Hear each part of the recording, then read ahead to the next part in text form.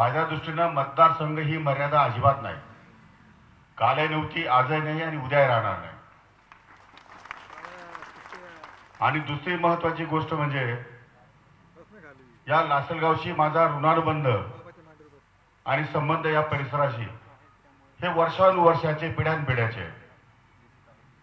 म्हणजे ज्या काळामध्ये शेतकऱ्याची गुऱ्हाळ चालायची त्या काळामध्ये गुळ लासलगावला विक्री व्हायचा आणि अतिशय लासलगावची बाजारपेठ ही फार मोठी बाजारपेठ होती आणि आमची सुद्धा बाजारपेठ ही लासलगावच होती. त्यामुळे तेव्हापासून तर आज तागायत या लासलगावमधल्या व्यापाऱ्यांची मुलं असतील, नातवंड असतील, शेतकऱ्यांची मुलं असतील, नातवंड असतील, या सर्वांशी माझा अतिशय सलोख्याचे आणि प्रेमाचे संबंध आहे. राजकारण हे राजकारणाच्या ठिकाणी आहे. अनेक मित्र अनेक पक्षामध्ये या ठिकाणी काम करतात आणि राजकीय दृष्ट्या सुद्धा या लासलगावशी माझा खूप जवळून परिचय आहे. कैलासवासी सीतारामप्पा होळकर माझ्याबरोबर बँकेत होते, अतिशय उत्कृष्ट काम केले. आमच्या अक्का पण कैलासवासी अक्का याही माझ्यावर जिल्हा परिषदेला होत्या.